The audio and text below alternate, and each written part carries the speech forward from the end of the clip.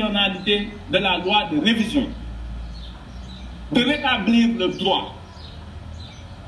d'imposer à ce gouvernement la poursuite du scrutin, quitte à l'aménager pour les quelques jours qu'ils nous ont fait faire. Parce qu'il faut signaler que l'administration est prête, que le matériel est déjà sur place, qu'il n'y a qu'un simple décret d'un président de la République et l'utilisation massive de la répression qui aujourd'hui tente de différer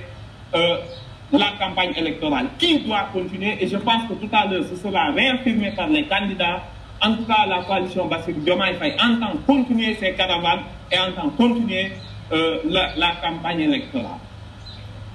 Pour la communauté internationale, il est évident que la position américaine qui a précédé de peu le revirement sanitaire de la CEDEAO montre que la communauté internationale est en train de lâcher Macky Sall. Si vous lisez le communiqué du département d'État,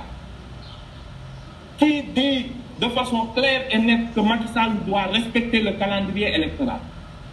qui dit que Internet doit être rétabli, et coïncidence ou pas, moins d'une heure après ce communiqué, Internet a été rétabli, qui dit que le vote de la loi constitutionnelle de révision qui reporte l'élection présidentielle est nul et non avenu parce qu'ils ont vu que le GIGN, que les forces de l'ordre ont expulsé les députés de l'opposition et qu'ils n'ont pas pu participer au vote. Si avec des mots aussi forts, le gouvernement américain a tenu à rappeler au président Macky Sall l'illégalité de sa démarche, nous pensons que les autres, que ce soit l'Union africaine, que ce soit les Nations Unies, comme ça a été dit par nos prédécesseurs, doivent aussi prendre des positions claires pour empêcher que ce président-là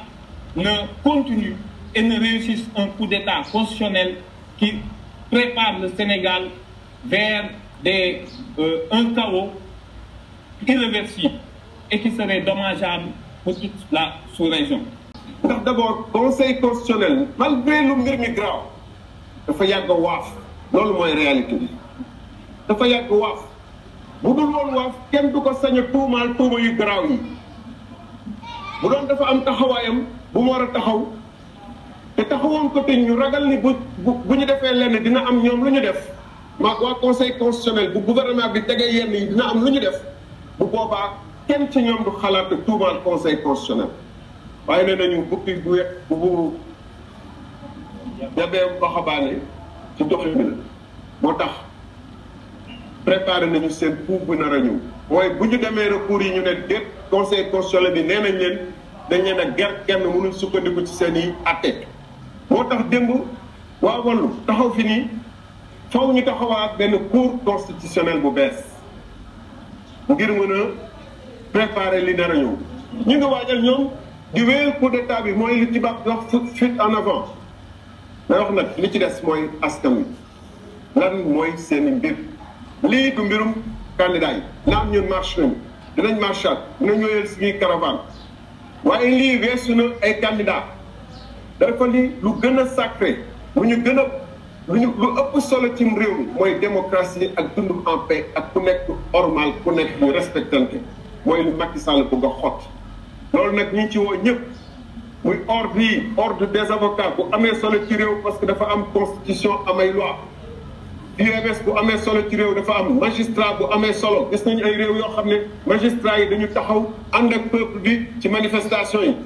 avocats yi ànd ci médecins yi ànd ci mécaniciens yi ànd ci syndicats yi ànd ci ñu ngi waajal loolu bu bés ba ne ñëpp génn képp ku Sénégal yitteel génn taxawaay bi nga xam ne c'est très rare ne loolu mooy am mooy lu Monseigneur Benjamin Ndiaye def ñu koy sargal bu baax mu ne dañu delloo Walfadjri licence am. Assemblée nationale mi ngi xuloo ak conseil constitutionnel ndax nee nañ dafa am ay juges yu ñu ger waaye la mbokk ci discours bi mooy assemblée nationale daf ne premier ministre bi nga xam ne bi moom la tabb moom dañ ko tudd ci mbiru ger kon nag li ñu nekk doon xaar mooy bu boobaa bu ñëwee bu fekkee décision politique rek la war a di jël mooy ne premier ministre kat war ngaa dem wuyu ci assemblée leeral mbir mi wala boog ci diggante bi mu ne dindi naa poste premier ministre waaye defu mu ne nen takkal élection bi loolu nag amu ci benn sañ-sañ benn constitution permettre ko benn loi permettre ko moo taxoon ñu ne dañ koy attaquer au niveau de la Cour suprême boobu ba léegi ñu ngi doon xaar décret bi altine ci guddi lañ ko gis muy circulé ci réseaux sociaux yi gisuñ ko sax ci journal officiel suñu avocat pare na def recours bi war na ko déposer tey pour Cour suprême aussi ñu daal ko procédure accélérée pour que mu dàq décret bi nga xam ne bii moo waral lii lépp te bu ko dàqee danañ mën a reprendre suñu campagne électorale sans ci anam yu mu gënee malgré le fait que danañ ci am jour yuñ ci perte. ginnaaw loolu aussi ñi ngi rafetlu taxawaay bi nga xam ne bii député yu Yewwi am nañ ko député Taxawu am nañ ko ak également ay non inscrits ku mel ni ñoom Thierno Alassane Sall am nañ ko assemblée keroog altine ndax lépp loo xam ne lii mi ngi woon ci seen man-man def nañ ko pour loi bi bañ a jàll ba finalement gis ngeen ni mu xewee gendarmerie ñoo ñëw génne leen ci assemblée bi pour ñu voter loolu nag du guleet amoon na fi également en septembre ñaawlu woon nañ ko également ñu fexe ba yaakaaroon ne loolu dana jeex ci Sénégal mais malheureusement loolu mu am waaye ñoom aussi gannaaw lii am na li leen di ñaan mooy ñoom député yi parce que ñoom la ko article 64 constitution bi permettre mooy ñu attaquer loi bi au niveau du conseil constitutionnel te it may ñaan conseil constitutionnel ngir yàlla bii pas bu leen wax mukk ne amuñ ci benn sañ-sañ am ngeen ci sañ-sañ parce que yéen la ñu tuumaal ne seen active moo tax ñu ñii lépp am daal di am. Constitution est bafouée.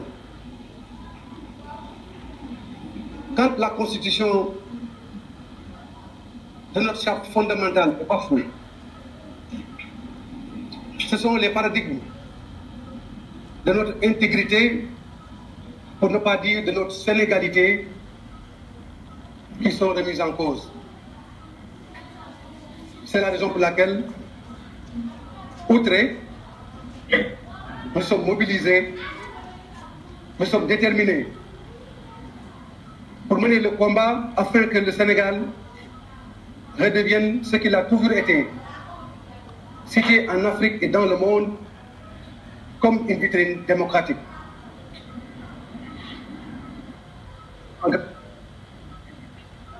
Et nous sommes aujourd'hui à la croisée des chemins face à deux actes majeurs posés par l'exécutif et le législatif. Puisque nous le savons tous, Karim Kaha, le président de la République, en prenant le décret abrogeant la convocation du code électoral, et l'Assemblée nationale, en votant la proposition de loi pour proroger le mandat du président de la République et ainsi convoquer les élections le 15 décembre 2024. Ces deux situations ont mis le Sénégal dans une posture totalement indélicate par rapport à la volonté que nous avions maintes fois exprimée de considérer notre pays comme une terre de démocratie. wax ji mën na bañ a gudd ndaxte waxaat la te jàpp naa ni waxtu wax weesu waxtu jëf moo jot parce que au moment bi ñuy wax le président Macky Sall mi ngi jëf amul ci àdduna fu ñu jëlee fonction président de la République muy doon l'objet d'une nomination. Nous nommer un ministre, nous nommer un directeur général, mais un décret qui nomme un président de la République au Sénégal, le président Macky Sall crée. Cette fonction, ce sont 7 500 000 électeurs qui ont le droit de l'attribuer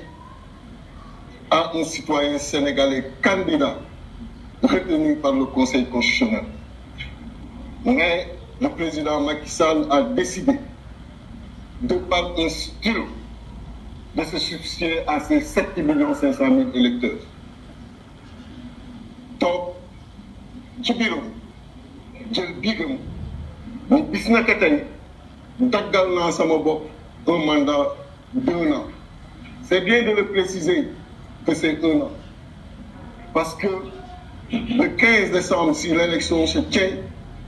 au moins 40 jours après l'IDEM, et on sera au mois de février. lii Wolof Njaay di wax nag mooy ku nekk ak histoire retenir que ci yow est-ce que da nga bëgg histoire retenir lii bi mu amee da nga toog seetaan ou bien da nga bëgg histoire retenir ci yow que lii bi mu amee lay sa taxawaay def nga ko comme taxawaay lii suñu taxawaay ñun en tant que candidat et leader tous les jours nous le faisons. La dernière fois quand on vous avait en face de nous on avait clairement dit que nous allions engager notre campagne électorale, ce qui a été fait. Ils nous ont gazés, certains arrêtés, d'autres blessés. Mais ce n'est pas ce qui va nous ralentir